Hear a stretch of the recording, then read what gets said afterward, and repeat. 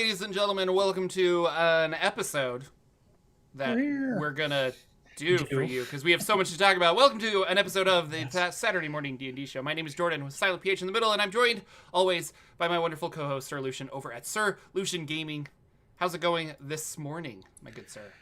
There should be more gaming going on. I gotta do more gaming. I gotta get back into more gaming. More gaming. So, tentatively, we're going to talk about our August gaming goals, I guess. Nice. I don't know, because it is the beginning of August. First show of August. Really exciting. August 7th, 2021. The virus is still running around, so conventions are kind of like up in the air, but there's a lot of convention talk. Sort of on, sort of not yet off. Yeah, like Gen maybe... Con's going to happen in September. PAX West is going to happen the beginning of September. And Goodman Games just came out with hey, we're looking for like a convention coordinator kind of person, and we were just talking that Magpie Games is doing the same thing.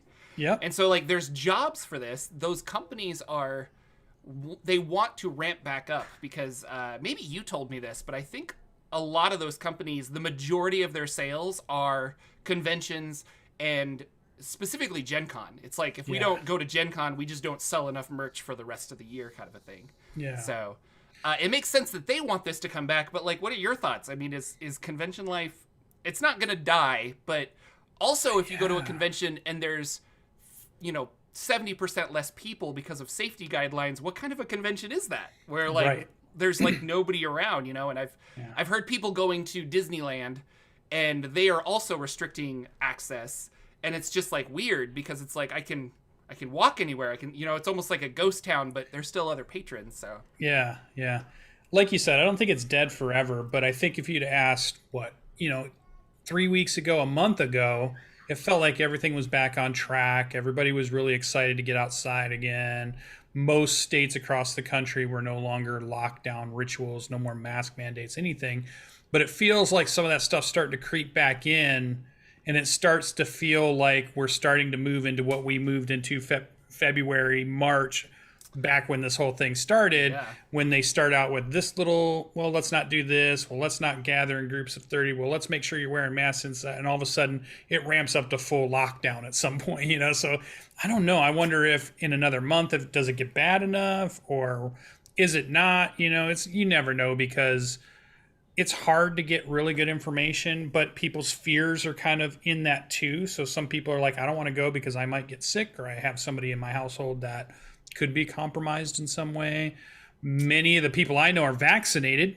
So theoretically, you shouldn't be fearful. Well, right? If you trust the vaccine, you shouldn't. And I think they said that 99% of the people who are in the hospital catching it are unvaccinated.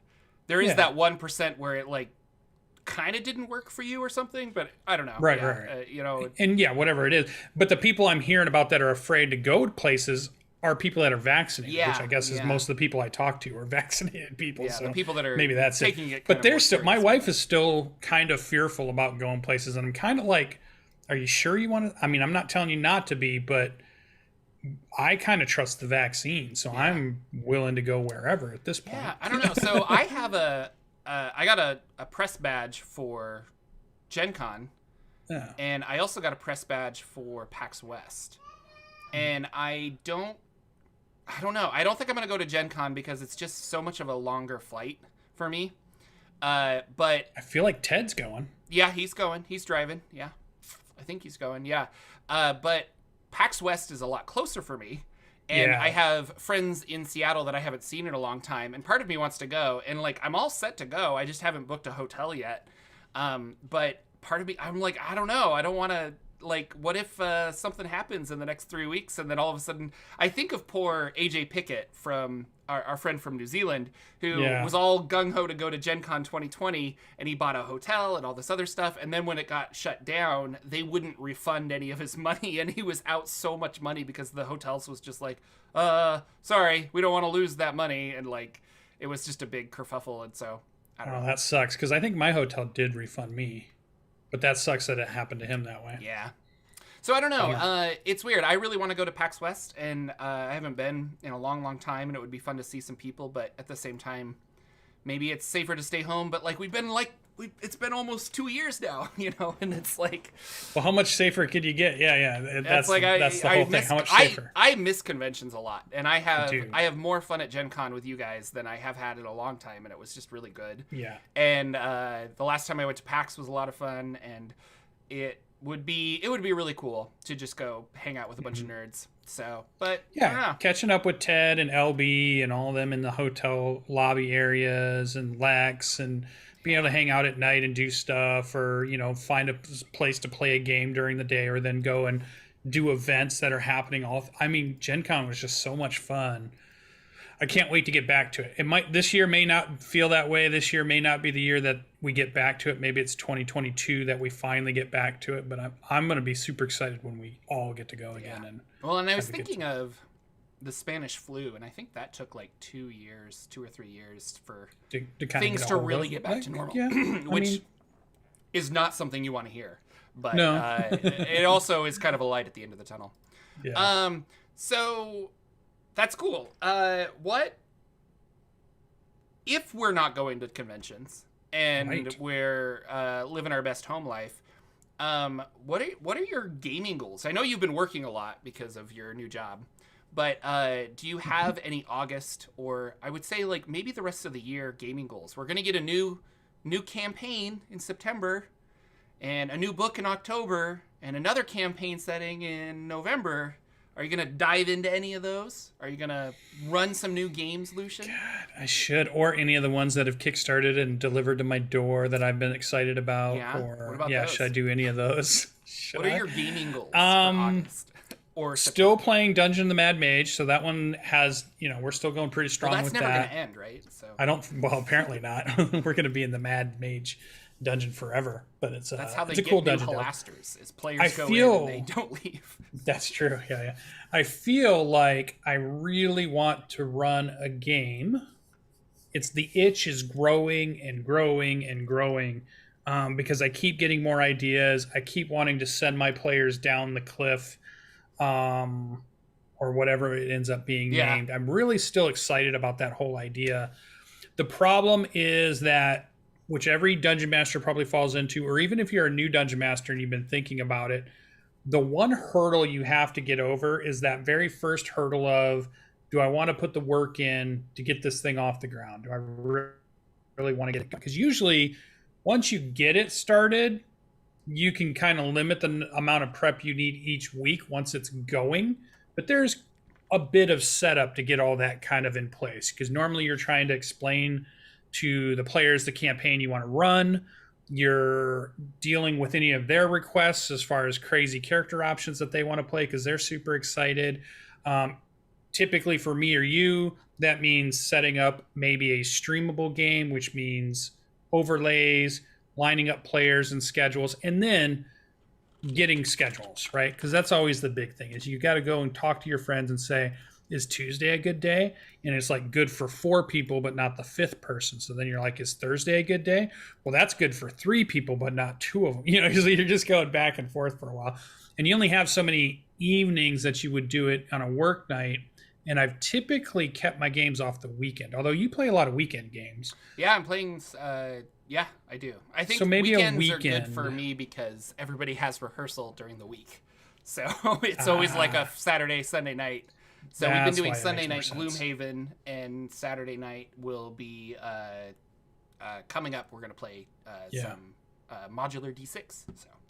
So I don't know if it'll be August that it kicks off, but I know it will be this winter as things start to cool down and I can't get outside in my pool, can't ride my motorcycle. I'm definitely inside more here in Michigan because once the winter starts kicking up, you just don't go you don't go as many places as you did. It wouldn't matter if it was COVID or not. So then I typically want to do more at night with my campaigns. So I'm thinking like September, October-ish would be more of a campaign start for me. In the meantime, what do you want to run? Is it the cliff? That's what you're thinking? Okay. Yeah, because it's very similar to Revenar still, and I still love the stories we generated from Revenar because that was still pseudo hex based, pseudo hex crawl, and I feel like I could do a pseudo hex crawl there too, but with just such a cool environment with a lot of really different options. And I just love thinking about the whole storyline, like how it would be shot cinematically. And like I'm just thinking, what director do I want to shoot this campaign as we do it? That's in my head. So I like that. And then where to start it timeline wise, what types of characters would want to go and do this kind of thing. I'm thinking about maybe a little bit higher level also, to give the players something, because we're always playing 3s, 4s, and 5s, 5th level stuff. And then the campaigns kind of peter out after that point, maybe a little higher. But maybe starting, like, the idea had been kicking around was several kingdoms or lords or people of power have sent their fixer, their right-hand man or woman, the person they send in to deal with an issue, who's kind of like a 10th or 11th level player. And several of these have sent our players together, and they're supposed to work together. They don't know each other. They're not linked together in any way, but they've been told by who they follow, work together and figure this problem out, and then let them kind of go through this issue of what's happening in this at the edge of the world. And so I like that idea of them having a higher level chance to play around with characters. I'm thinking I want to limit. I'm bouncing around the idea of no multi-classing at all to keep it so they're not bringing in characters that are like level 2 cleric, level 3 wizard, level 6 paladin, or something. Keep the weirdness out of it. Go more straight characters to play around with, to see where it's at. So those are the ideas I've been kicking around. It's funny that you're multi-classing right now. IDM. I've never done it. This is my first one that I've really played. I not that I just sit and think about Jim Davis from WebDM, but I remember some video that, I mean, who doesn't? But I remember some video that they made where they said, if you introduce multi-classing in your games, be wary that that's a whole other level of power gaming. But in my experience, I haven't really found it to be that powerful from being in games with players who are multi-classing. But you should play in our Tuesday are you game. Way more powerful because you're a cleric? So yes. Yes. Okay. Our Tuesday night game is Twinkville. Our barbarian warlock fighter is nearly unstoppable juggernaut. I'm a fighter cleric. We have, everybody seems to be multi-classing in some way. Artificer / wizard. There's a full wizard in the group at the moment. And then I'm pretty sure the dwarf is a multi-class of something too. Or he might be full cleric, but I don't remember. But man, are we getting up there in the power range. And we are really throwing some crazy stuff out there. But it's because magic items plus really high stats plus combinations of skills and feats. Also allowed feats in the game, which I think can also trigger higher. Feats can change stuff, yeah. So and then the multi-class, and we're using every book in the range. You have that crossbow expert or whatever, where you can I have a sharpshooter. -10, sharpshooter. To get really high damage and stuff. So it's crazy, but it's fun crazy. It's like bonkers crazy fun, but I think it's pretty cool. The reason I'm thinking about not letting them do it is so that we don't get crazy on ability synergies that you can really work into the whole thing. And that's what's happening, I think, a little bit in our game now, is these weird ability synergies. So, but back to goals for August. I am looking for an MMO to play at the moment too. I've been looking, Steam's got a bunch of new ones out. Everybody's been playing Final Fantasy again because all the WoW players are moving over to Final Fantasy, and WoW's gone, down the crapper at this point. Blizzard in general has been having lots of problems. Yeah, it's just a shit show forward and backwards over there. Sorry for the good people. I know good people that work over there and they love working at Blizzard. They were happy when they got hired at Blizzard, and I don't think they were a part of the stuff you hear about in the thing, but that doesn't mean that stuff's not happening and that there's not a bunch of crap that was going on, and I get all that. So once they figure that out, but I want a good MMO. I don't care about their problems, and so I just want somebody to build a good MMO for here we are in 2021, because really I would say the 2000s to 2010, MMOs were strong. I mean, they were the game to play, and they were profitable. D&D Everybody was wasn't that, as big. That WoW money. So, and there were so many you could choose from, and everybody had crazy ideas. And WoW was definitely the juggernaut, but there was plenty of other stuff you could pick. And then now we're in the 2020s or 20 teens, and it all kind of fell off. Didn't seem as good anymore. So I'm kind of looking. But I've seen some stuff out there that's interesting. That New World looks game, fun. Everyone's talking about that. I beta test that for an hour. That was okay. Interesting premise. I'm looking at Bless Online was another one. Good graphics. Final Fantasy I thought I could jump back into. Black Desert. And I think there's one called Red Desert coming out too by the same company but a different world or something. All really good graphics. I guess I'm chasing really good graphic MMO also. So I'm looking at that. I'm also trying to there's a bunch of other good computer games that have been coming out. So I've been playing a bunch of that stuff, like Back 4 Dead, if you were a Left 4 Dead fan. That's just now getting out there. You can play the beta if you purchase it. Magic the Gathering Online stuff I still want to dive into. I got to buy cards for that because I still have had trouble. You've been playing a lot more of that. I've been playing a lot of Magic, which I'll talk about. But yeah, it's been a lot of fun. Yeah, and I want to get into that. So in our Discord, we have a Magic the Gathering section now, and it's just been like Drunken Yoda and Danimal and me and some other people. I'm sorry if I'm forgetting your names. A bunch of lurkers. We're all just like, look at like this card, and then I'm gonna make a bunch of stuff about it, and then all of a sudden Danimal will upload like his phone video that he took of some win, and it's just it's been a lot of fun, and it gets me all itching to play. So yeah. So I think those are mine. So computer games for the next month or so.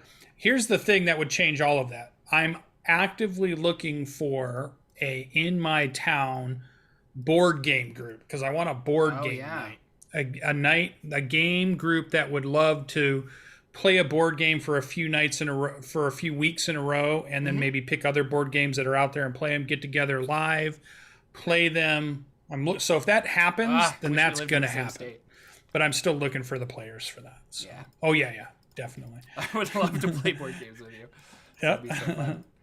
So, but what about Jordan's August goals? Jordan put it on the list, so he must have goals. Well, yeah, you'd think that. No, it was weird because so there wasn't a lot to talk about news-wise today. We're getting our new books. We don't really know anything more. D&D Live is over. There's lots of we had our big lore canon controversy episode last week, and so I just wanted a nice Twitter easy controversy this week. Yeah, I just wanted a nice easy like chat one, and I'm like, what are our goals? And it's funny. So I talk about modular D6 a lot, but I actually got a group together and I've scheduled it. And so we're going to play test this game that I'm running. And I have so many adventures from various systems that I decided in order to test the mechanics of the game I'm trying to make, I'm not going to build a world on top of it. And so I've been using some of my old school essentials stuff and some other things, kind of like Hot Springs Island, like system neutral stuff. And then I thought that would be really smart because I can build the monsters up as I need them and then document them so I remember what I statted them as. And then I can figure out if my whole system works before I start putting a setting on top. So I've been reading a lot of adventures, which has been fun. And then we were all scheduled to play tonight. And tonight was going to be the first night. We're going to play test. And I bought a printer so I can print all of the stuff I've written so people can choose and pick their characters and stuff. And I was really excited. And then I got a message from a friend who I played a game with a long time ago. And he's like, hey, are you still on for tonight? And I'm like, wait, what? And so like 3 or 4 months ago, he invited me to play a game on Goodman Game's Twitch channel. It was a DCC game. I think it was for DCC days. And I was like, oh, I'm sorry. Like it was last minute and we have a movie thing. And he's like, okay, well, I'll put you down we're going to play test Crypt of the Devil Lich, which is the Kickstarter that Goodman Games did a while back. Mm-hmm. And it's an old Gen Con tournament module that they have revamped for Dungeon Crawl Classics and 5th edition D&D, which is kind of cool. Nice. So he's like, "Are you still on?" And I'm like, "Wait, what?" And so we're doing that tonight, and I completely spaced it. So good thing he like messaged me, because I would not have paid attention. And I went into our Discord chat, and of course there's like 8,000 pings, and like, you know, people have been talking about characters that they're gonna build, and I'm like, oh crap. So tonight you should check out the Goodman Games Twitch channel. I think it's 8 Central. And you'll see Jordan. We're playing D&D 5e, level 15 characters to get through this dungeon. Nice. Yeah, I've never played anything this high, like ever. Pre-mades, or you get to make your own? We're gonna make our own. What? So I took one of my favorite characters that I haven't been able to play in a while. Wait, let me think. Hold on. Yeah. It's gonna be. Is it your Spore Druid? Oh, that's good. No. It's not your Spore Druid. Your Desert Mage? No. No?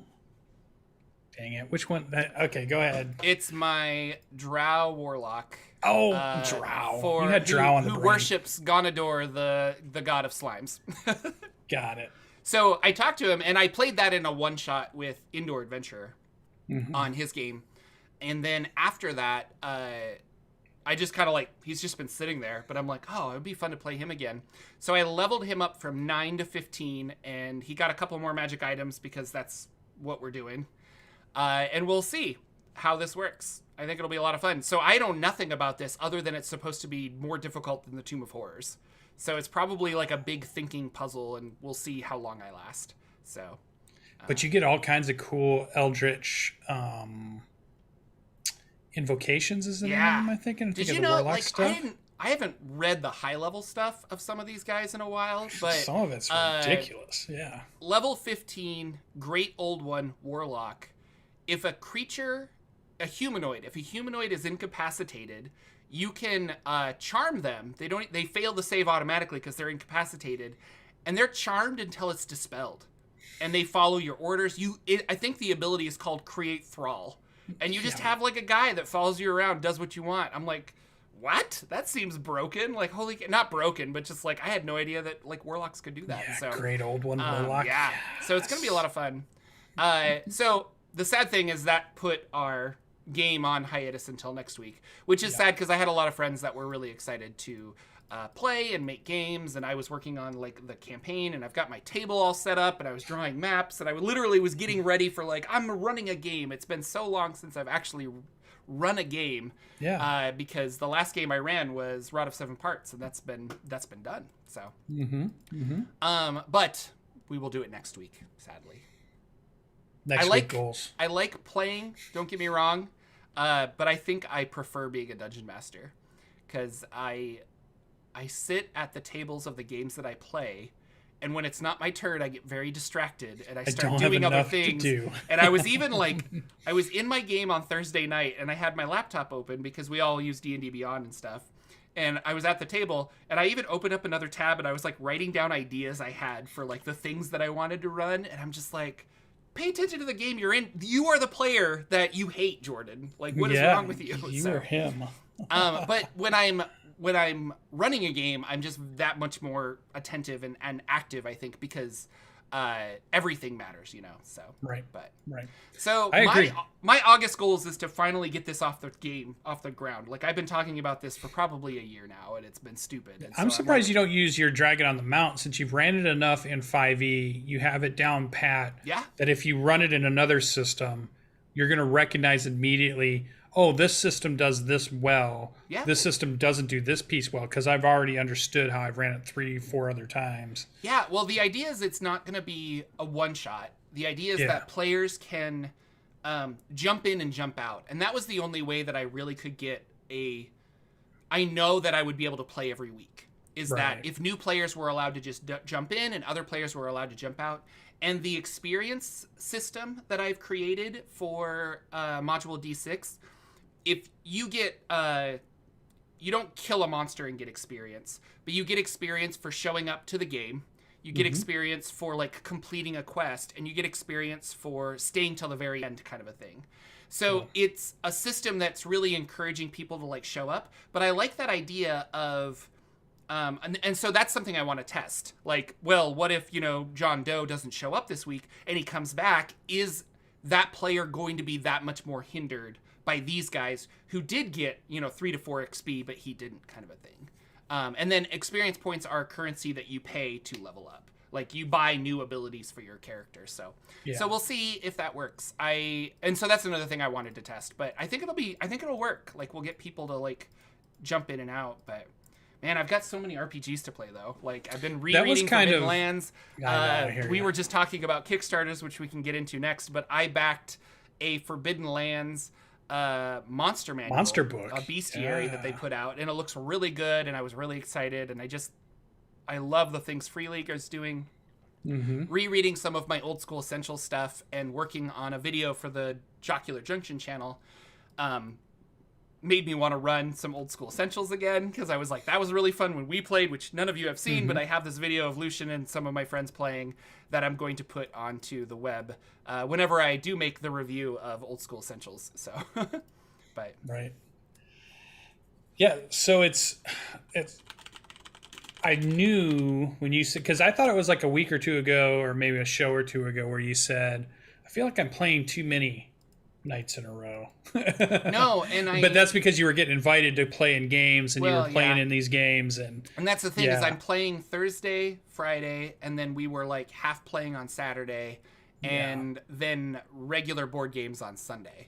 So that's 4 nights. The Saturday game is now going to be what I'm running. And then Friday might last another month or so. I'm not sure how long that game's going to last.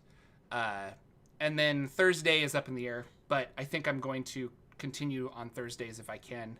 So, I like where you're going with your idea with that campaign too, because when I did Seeking Revenor, one of the ideas I was having, because we let all the Discord players come in and play from our Discord. The idea that the group could be different each week, it didn't have to be the same cohesive group, because I was trying to think of the same way of how do I make sure I have 4 players every single week, and that's all you really want sometimes is like and so that was the whole idea of everything starts at the tavern. There's a tavern group leader who kind of gets a writ to create, they're going to go on an expedition. They gather the people that are going to go with them. They can gather up to 3 to 4. They tell me who that group is, and then we go out. We do the hex crawl portion, or they go out. They pick where they're going to go on the map. They set it up as an expedition, as prep, so that I'm ready for when game night happens to say, okay, you guys said you've got your supplies. You're going out to here. It's a group of 4 different people with 4 different characters that were created. They went out. They came back, and I tried to make every session about being able to go out and come back in time, and not have it be something that we have to, okay, guys, let's cut here, and then we'll come back next week and pick it up.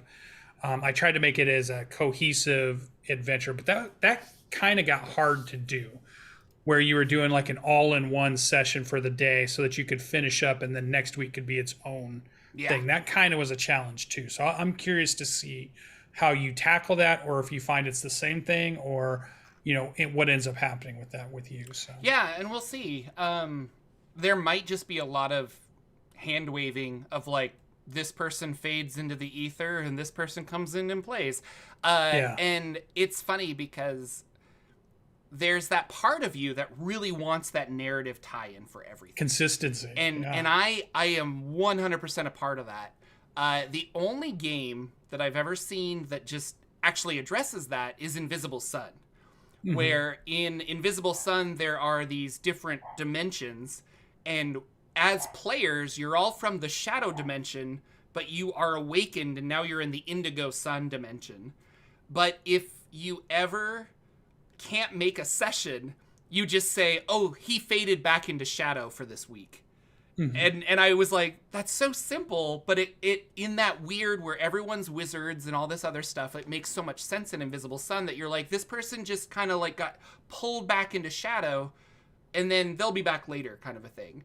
And I was like, okay, but that's how I want to treat it. And I don't have a fun narrative to that yet. Maybe that will come out as we play more, but I like the idea of just like people are pulled into the ether for X amount of time, and they come back and they're like, what did I miss? And it's like, okay, yeah, we're here. Oh, you're back with us, and just allow people to play.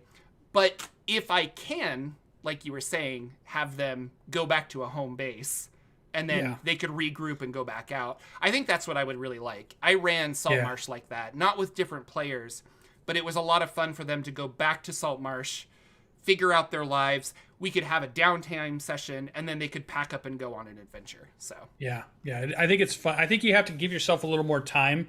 Like if you're doing a streamed game, a lot of times you only stream for maybe 2 or 3 hours, and that might not be quite enough. But when you're doing your home games, you know, you could do a 4 or 5 hour session if you've got the players. And I think you could do a whole cohesive adventure in that 5 hours and be back, you know, go out, come back, and just tell the players that that's what you're kind of trying to do. And if they could help a little bit, like every now and then when you're starting to nudge them on because you're looking at the time, it's time to go back. Don't fight us on, hey, it's time you should go back and get food and stock up on water and this kind of stuff, so that we can go back, everybody's there. And if somebody can't make it next week, we can bring somebody in, and the story stays nice and cohesive because you were at town when we started off next week anyways, and you picked up somebody to go with you to go do something.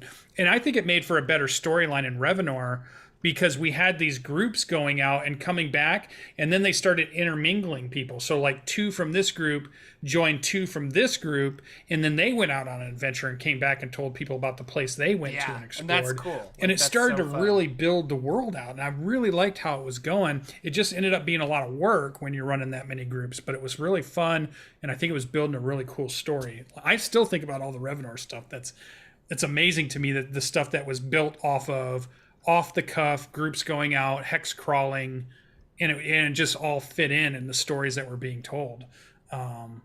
It's still really good. It gets me excited when I think about it every time. So I'm excited for you to try that out and see how you like it. In that run. You know, and you always get so sad when players can't make it. And it's like, should we cancel? And I'm like, I like this more. And lately, when players can't make it, we just end up playing board games instead of actually playing the game. But there's a certain, I mean, you're never, I don't know. I felt like we were getting through adventures at a good pace when I was playing 2 times a week with the same people. And so when you're playing once a week or once every other week, and then you have to cancel because someone can't make it, or that person just is like, I don't know what's going on anymore. It's been a month since we played, or since he played, or they played, that, like, I think this will work out a little better maybe, because people could consistently play it. But for the most part, it's about me. And I don't mean to sound selfish, but it is about me playtesting this thing. So why don't if you don't remember what happened, that's fine. I just want to know if you feel like you can actively hit this monster, 40 to 60% of the time. So yeah. We're not playtesting story here. We're playtesting mechanics. We're playtesting, cohesiveness and understanding and being able to play. Yeah. I'm interested. I can't wait to see where it goes for sure. And I'm sure we'll find out on the show as you tell us every week how things are going. Yeah. Kickstarter wise, I was super excited. Avatar Airbender from Magpie, one of my favorite RPG companies, indie company really, but now becoming more mainstream. I think you probably don't even call them an indie developer anymore as far as for tabletops, because they've got a lot of good games out. I've got a bunch of them because I volunteered to run games for them. My favorite, Mass, A New Generation, still my best set of YouTube videos I did was how to be a GM for that. And I still constantly get messages from people saying, I love this series. I wish you would do more. And I'm always like, I know, I wish I would do more too, but I just never get around to it. Yeah. But there's just so much good feedback by people watching that little series I did about how to be a good for that system. Because I think that system has a little bit different way of being a game master. And the way the book spells it out is really good. And so the videos are great. But I love that game, Mass New Generation. If you haven't picked it up, you should. Nice paperback pamphlet style kind of game, not too big, not too many rules, and just a really fun teenage superhero system to play. And I think it's great. But that's not the only thing they have. I mean, they have Urban Shadows, which is another game that a lot of people play from Magpie. There's a lot of campaigns you can find out there. And they're doing this Avatar one, which I think is cool. So they've got this huge property. How do how do you get a huge property like that? I mean, me and Jordan need to go out and get some huge property. And I don't know, that one's... Can we contact Naratu, or can we... So D&D Beyond has the second show that they made, which is that Dragon Prince. Is that what it's called? Yeah, Dragon Prince from Netflix. So they got that, but that's the same creators as Avatar: The Last Airbender. And so I thought it was curious that Magpie got this, especially because it's such a huge property. Yeah. But I don't know. Like, I don't know how they got it, but props to them. I want to know. But they're doing a Kickstarter. I got the pre-test package because I was curious about the rules. And it looks fine. Like, it was not mechanics so much as the world and how you'll interact with it and the type of character you'll play. But I mean, I don't know, bending's cool. Like, to be a water firebender, like, that would be really awesome. Yeah. So I don't know, we'll see. I think that's cool. So, and the Kickstarter looked good. It looked like they were doing a really fun, lots of extra stretch goals. I think they're at, like, go to their page. They might be at like 3 million. They were at big $1 million spots within the first day. I was shocked how much. That's how big this franchise is. That it drew in Matt Colville Critical Role style money day one. I was surprised. Well, and Kickstarters in general are pulling in that. Like, it was surprising that Matt's book made $1 million when he did. But now it kind of feels like the norm. Like, the Dungeons of Drakenheim, which are the dungeon dudes, they're in Toronto, and their Kickstarter was like 1.5 million or something like that. Like, I was like, what? And Runesmith, a YouTuber, he did another one where he was doing like a tavern book for 5e, and it also got into the millions pretty quickly. So I think people are hungry for 5e content, which is why a lot of these companies are doing 5e content. And 2C Gaming is almost like they did WebDM and Celeste Konowicz's book, Venture Maidens. Now, Celeste is working for them, so that kind of makes sense. But if I was a company that's like, what should we make next? I don't know. Let's go find a really popular podcast or a really popular YouTube channel, and let's use their name because they'll advertise for us. And then it's a working relationship because that person will do half this. You know, the company knows how to put on a Kickstarter, whereas you just have to like promote it and then write a bunch. But so they're at $3,453,000 with 26 days to go. Kickstarters, we all know, run for 30 days. So that is a 4-day running total. Yeah. People want their Avatar Legend, the role-playing game. They've got a video up. It looks really cool. And it looks like it covers, because I'm seeing, there are spin-offs from that original show, too. So there are other characters that they can... And I'm pretty sure they're going to follow some of that Korra's stuff. in there, I think, as well. Korra, and So you can play in either age from what I was reading. So. Yep. And I like the levels they did. So you have like the otter penguin level, or you have, let's go down to some of the other ones that were funny. Where's the name of it? The winged lemur, the fire ferret, the otter penguin, the polar bear dog. Come on. That's my level. Let's do this. Flying bison level and so on. And so there's some cool stuff. Dice. They had some custom dice that looked really cool. Where it was like a red die that has different fire symbols for all of the numbers. So. Yeah, Korra's in there, Aang's in there, the 100-Year War era, Ruko's era, and Kyoshi's era. So, and I'm not that big of it. I'll admit, like, I've seen some of Aang's stuff, and I've watched the movies they put out, which probably aren't as good as the show. So I'm familiar. I'm adjacent to it. I know it, but I'm not a super fan. This sounds like it's even like super fans are really going to love it if they're going into all of this, old era stuff, new era stuff, all the animation stuff. This looks really good. They're putting a lot of content into it. So I think this could be fun. No, it's going to be really good. Cool. Like I said, my DM Nathan, who we talk about, he is an Avatar fanatic, and all of his pets are named after Avatar characters. So there's Momo, and there's Naga. And anyway, he's got all these... Yeah, all of his pets are named after that because him and his family, like all of them, just love it. He's really excited for this, and I would... Yeah. So Nathan, he's all like, we're playing a game as soon as I have the PDF. And I'm like, okay, and I want to dive in because we've talked about this before where if like it's fun when you're passionate about it, but like I just love when DMs run a game for me when they are just like so into the world, you know? Yeah. And it's I don't know, like we've been talking about, especially with Call of Cthulhu, where I'm like, I really want to find that Call of Cthulhu crazy person Fanatic. who loves all of this to give me the full experience. So Yeah. and I think this would be a better introduction to Avatar than me Yeah. watching the show in a way, but not really. I guess I should watch the show, but yeah.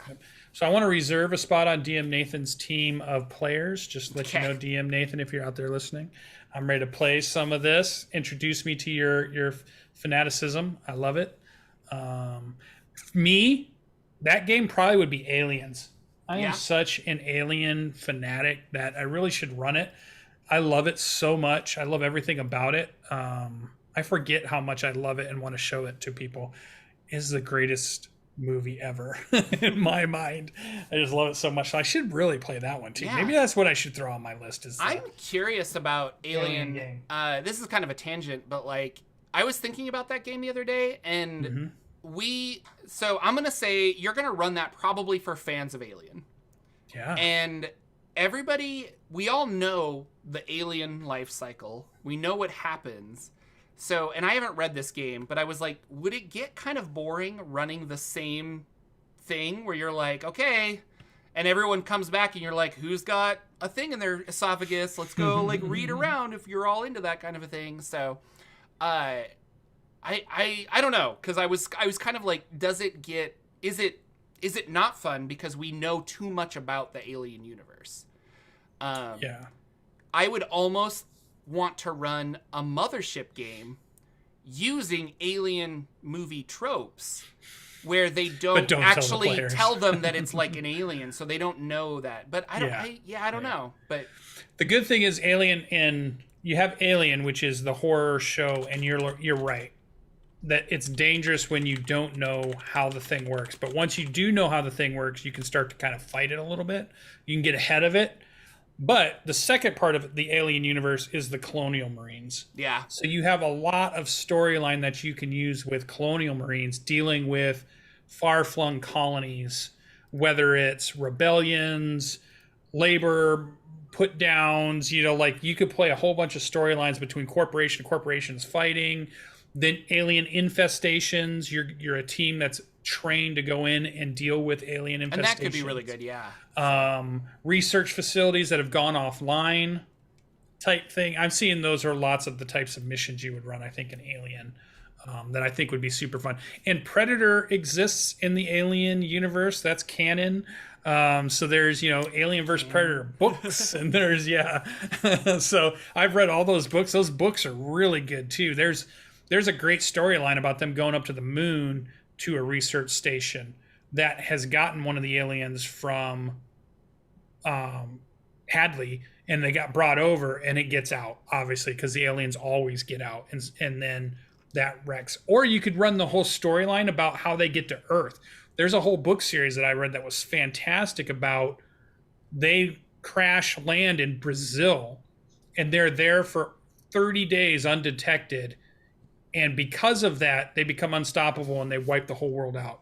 Because if we give them 30 days to create a nest, it was over. Like they just swarm the whole planet. So the book was about how not to let that do it. People were escaping. They go to other planets that are still out there. And now they're trying to figure out how do you find these nests before it's too late. Because if they get to a certain spot, they just explode and take over the whole planet. I mean, it's just like dogs, animals have these things in them and come out as hybrids. There's just all kinds of cool stuff. So the whole universe is fantastic. I love it. So that would be I'm a fanatic of it. What other Kickstarters are you doing then? Are you waiting on any? I'm waiting on, I'm still waiting on Black Storm, which is a 5e campaign setting. I'm still waiting to get mine from Grimmer Space, which is the one that Goonies and he's the actor. Shane Austin. It had created a world, and he wanted to do a role-playing game that was based around a world, Grimmer Space, kind of like a not Pathfinder, but their sci-fi one. Starfinder. Starfinder, more like Starfinder-ish kind of world, and I thought that was kind of cool. So those are the ones I'm waiting on. I think. We haven't even talked about Kingdoms and Warfare. That PDF came No, out. that came out. Have you read that? I've watched his videos on it. I have it. I have not read through it yet. Yeah. I want to see some videos. He said he's going to put up some videos of people playing through the mechanics of it. And I want to watch those, and then I want to go through and read it. Because I love my book, the original book. Strongholds and Followers, yeah. Strongholds and Followers, for sure. It has a lot of cool stuff in it. And I'm excited to add that in. I added that stuff into my campaign. Revenar had that stuff in it. We created a cathedral based off of the cleric or a paladin. We used the paladin archetype, and he built the facility that went for paladin, and he got the cool abilities with it. Yeah. It was really fun. He got a unit of light archers, and he got a unit of foot that came with it that the church sent to him to say, okay, you've got this cathedral thing you built now. You've got to maintain it and hold it. Here's some units to keep you to do it. Did he rename himself Shredder since he's working with the foot? He should. Okay. Teenage Mutant Ninja Turtles. I went through Kingdoms of Warfare and read through the magic items. I actually, I haven't read the whole thing yet, but I really enjoy his codices. Like, I thought those were some of the most creative magic items, and so he added a bunch more in Kingdoms of Warfare. It was a lot of fun to go through. Oh, and I'm waiting for both WebDM and Venture Maiden. I mean, we both backed those, and those haven't come in yet. Pretty recent, so they're going to take a little bit. Yeah. Oh, Anime 5e. Oh, that's the other one I'm waiting on. God, what other ones are out there that are still in my kicks? Like, I have this whole list of. I got Tolas finally. That was really good, and I want to run Tolas. Tolas is a bucket. It's on my physical bucket list of. I want to run this as a campaign. So that one eventually will happen. Yeah. So Judge James is running Tolas right now, and his vlogs about it are very interesting. Yes, it's a massive campaign setting. So. Yeah, I like the idea of the large spire in the middle of the city and the way Monty Cook kind of describes the whole thing. It really draws you into having a feature that nobody knows about or has much info about, but it exists in your town that you live in day out. Like, imagine having that feature where you live. It's big. Nobody knows anything about it. You can't not see it every day you walk outside. And yet life goes on and nobody actually does anything with it or goes to it, or it's just there, right? Mm-hmm. It's just this big presence. Yeah. I just love that idea. Reminds me of the Dark Tower from Stephen King for some reason. So. Oh, Wild Sea RPG I'm still waiting on. That one's an overseas one though, so I think that one's been delayed quite a bit because of COVID. God, so many of these Kickstarters. I'm a Kickstarter junkie. I don't know if I told you, but Blackstorm Realms was the one I was thinking. There was one out called Call of Cthulhu Classic where they were reprinting some of the old Call of Cthulhu products from the 1980s, and I don't know. Well, it's Chaosium, yeah, Chaosium, and anyway, I did $100 with that to get like the full package. So I'm really curious.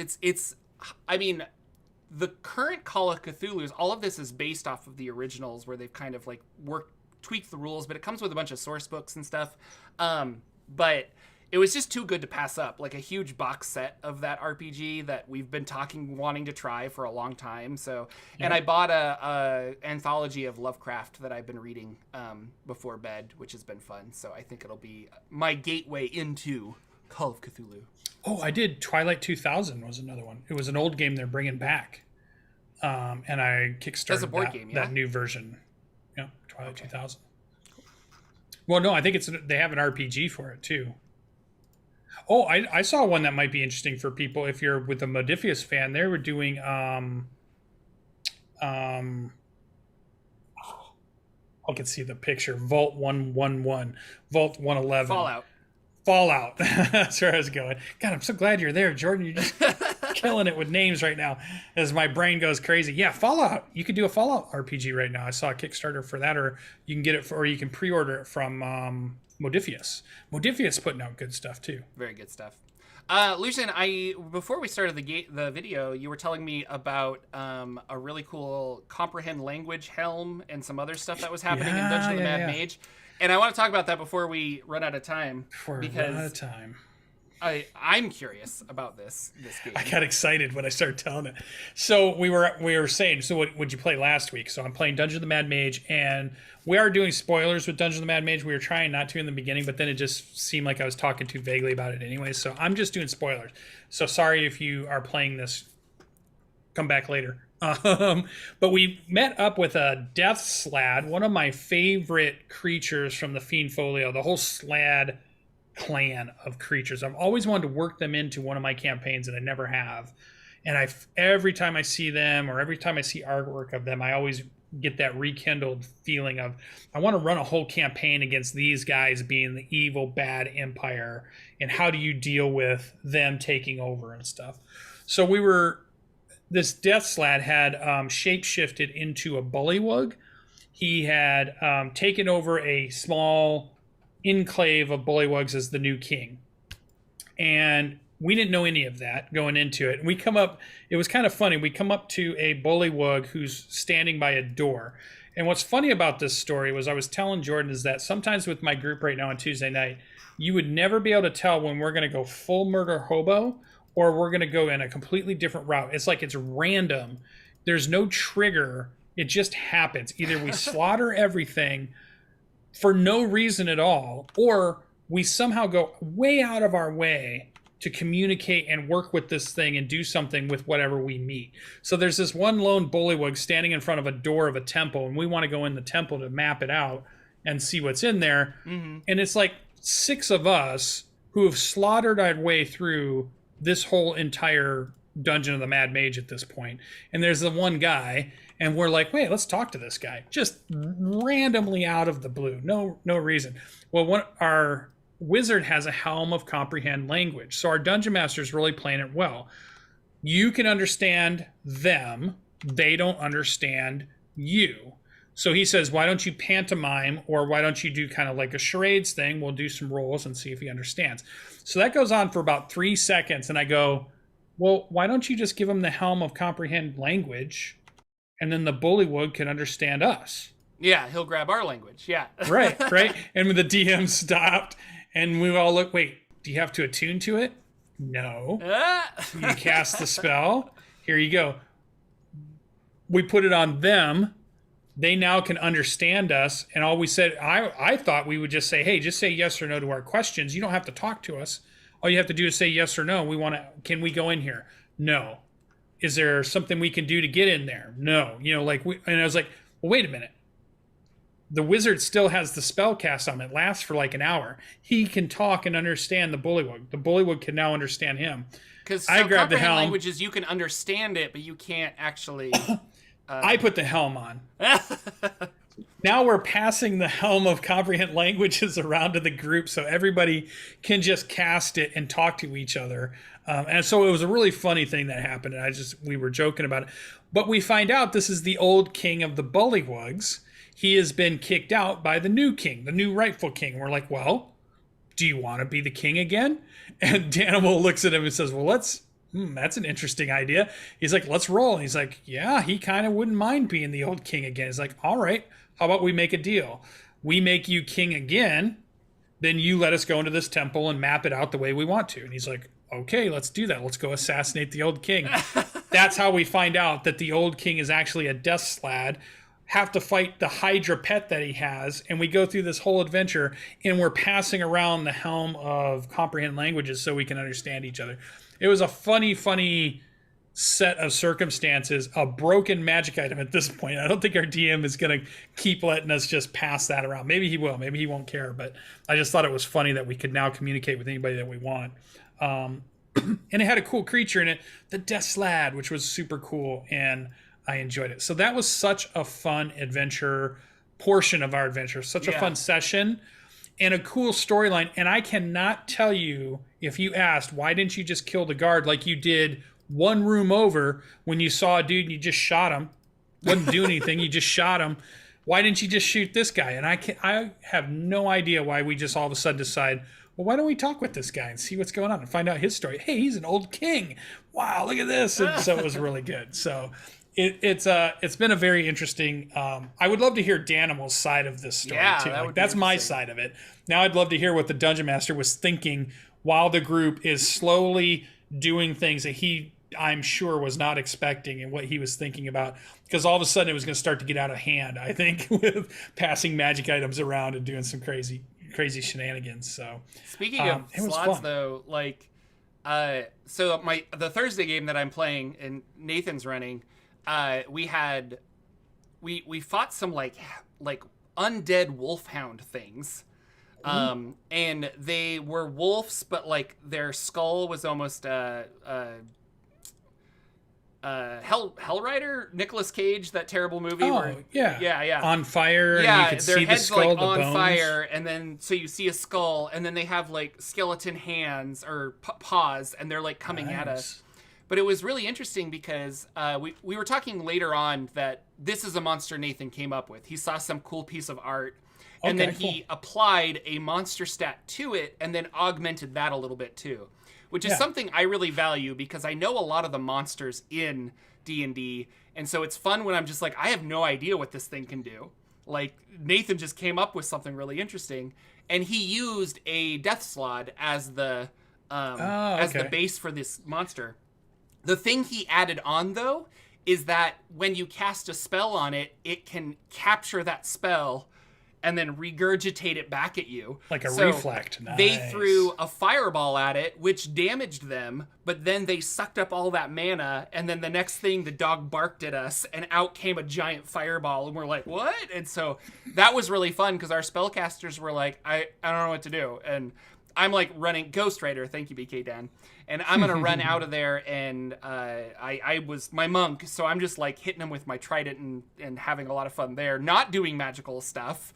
And they were like, "Oh, let me try this spell. Maybe it's just fire." And it's like, no, just stop casting magic. Just like, stop it's not giving them. We tried that was that. a lot of fun. Do you ever change monsters like that, or do you try to mix them Yeah, I do actually, especially when I see a cool picture of them, and I kind of know the stat block ish. I wanted to do like roper type things, but I have this other vision of what it looks like in mind that I saw from a different movie or book I'm reading or comic or something, and then I'll kind of do exactly that. I'll bring those together and everything, and like just like you said, give it an ability from something else or whatever.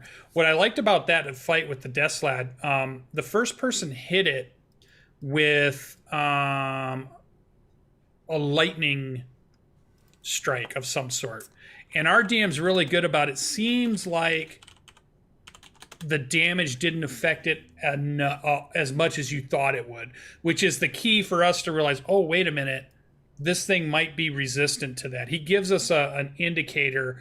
There might be some resistance going on, or something's gone on here where the damage wasn't quite as much as you thought it would be. So then I have a bunch of elemental arrows that I picked up as I asked him about getting magic items and stuff. I wanted cool arrows that had different elemental effects on them, so it gave me all 8. Like I bought a bundle that has 1 each of the different effects. So I'm like, okay, I'm gonna grab out the cold arrow, I'm gonna hit him with the cold arrow. He's like, yeah, it doesn't seem like it's doing as much damage as you would think it would be. I'm like, okay, hold on a second, try another arrow on him, same thing. And then we started to realize it has magic resistance of some sort, and it's cutting in half all of the magical damage we're doing to it. So we finally started to figure that out. And then our players started saying, okay, well, let's just hit it with good old steel. we'll just do that. So then we'll just hit it like that. So I like that style of play.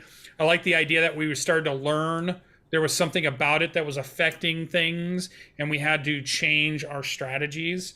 So for dungeon masters out there to do that, give your players some indication, give them some subtle hints about things aren't quite working, so that it does force them to change some of their strategies around based on, the things that they're fighting and the things that are going on. So it's pretty cool.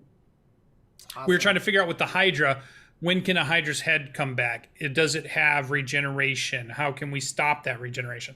Sometimes it's like a troll and you can do fire, but not always. Sometimes it's something else that does it, and so that was kind of cool. So we did a bunch of that. In fact, our wizard charmed the Hydra.